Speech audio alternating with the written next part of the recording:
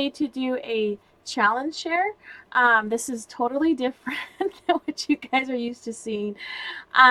This is a junk journal, and I am not a junk journal, but I recently became one.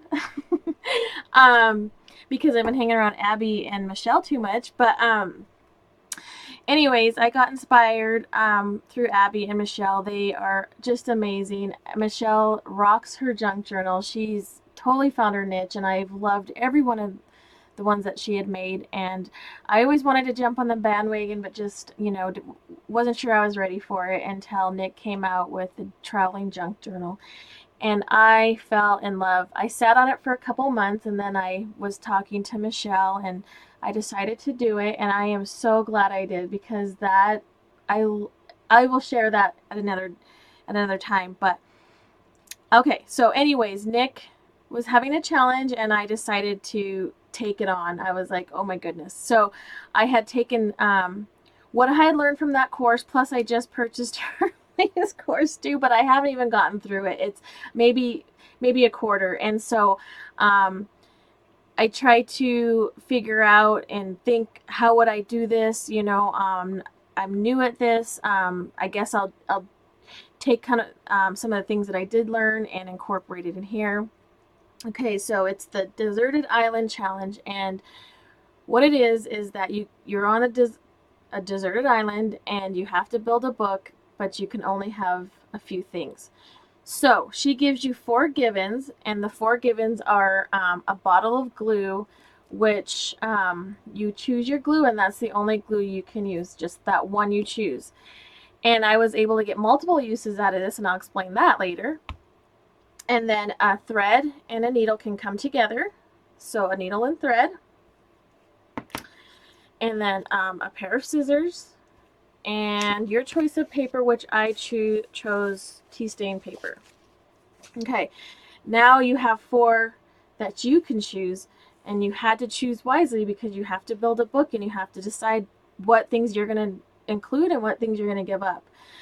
One thing I decided to give up was a writing utensil, because I chose vintage photo distress ink, because this is an ink and I can mark with this. So I thought, I will choose this because I chose a big needle. And the reason why I chose a big needle, which I'll explain more later, is because I could score with this, I could sew with this, I could mark with this, and I could dip the back of it on a large needle and make my markings to build the insert with. So that's why I chose this to coincide with each other. And then I chose chipboard, because I wanted my cover, I wanted it to be like this. So chipboard could go, and you could use it also for the spine. So that's why I chose the chipboard.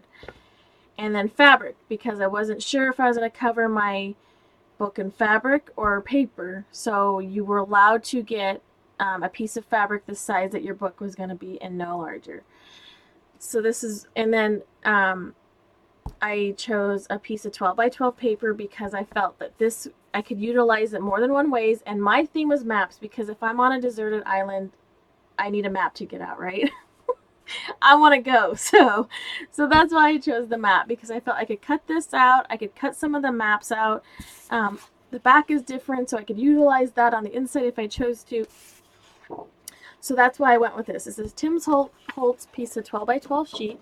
And so I went with that. And then this is what I got left, you guys. Out of this whole project, this is what I have left. Oh my gosh.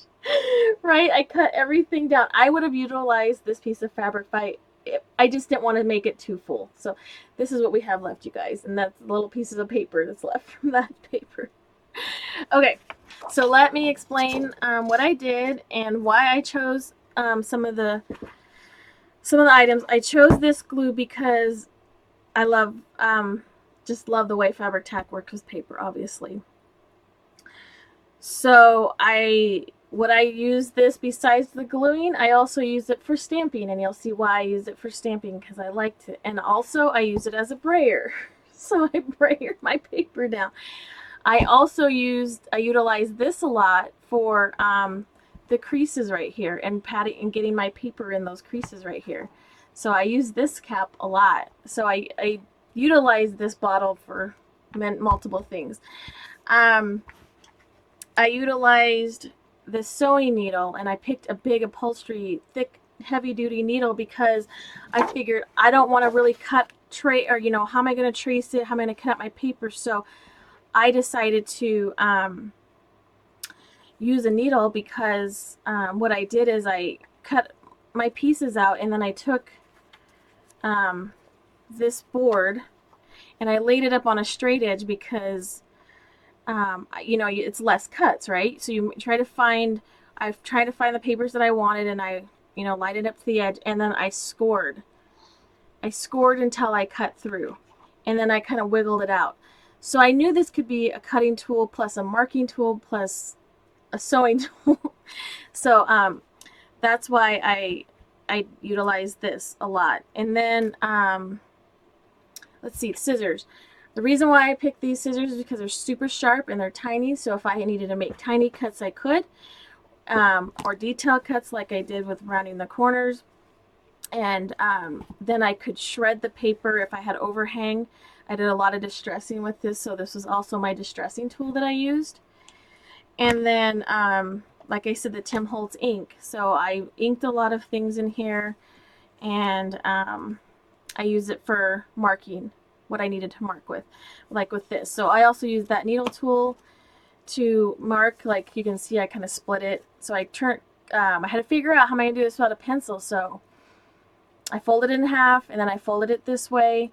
Then I folded it up a little bit where I thought, my signature blocks were going to be created. And I'm sorry, I don't know my junk journal quite yet. So if I'm saying things wrong, I totally apologize. So what I did is my signature block is in here. I had to figure out how many signatures am I gonna have. This is 1 inch wide, so my spine is 1 inch, and I had to figure out how am I gonna get these even. So I just drew a line, and I dipped this needle in here to mark my holes and try to do the best I could with what I had. And these turned out pretty fairly. I mean, they're pretty good. There might be a little bit one that's a little bit up higher than the other, but other than that, the papers fit in there good. And I did cut my papers with a ruler, a straight edge ruler, which we were allowed to do. And then the way I utilized my fabric was I wanted a closure. I knew I wanted a closure, and then I could rip it up and use it for ephemera in the book. So here we go. So here's the front, and I used the fabric for the spine. So I put a bunch of thread on mine. You'll see a lot of texture. I love texture and layers and whatnot. So I went with thread and wrapped it around there. You can see the glue a little bit right here, but that's okay. We're in the desert, right? Can't be perfect, and that's the concept. So here's a belly band, and that's funny. I'm learning all this lingo. I used to make belly bands when I did photography for expecting mothers. So anyways, but it's fun that you guys use it on paper. I think it's total cool. And so I got my scissors, and I made the hole up here and just utilized my fabric and all my threads. I used, thread, and I ripped, I would tear this apart and pull it out and jumble it up, and then I made a faux button here out of the paper. And so this tag comes out like this. And then this is where I used the bottle, you guys. I just put the ink on the bottom and stamped it there.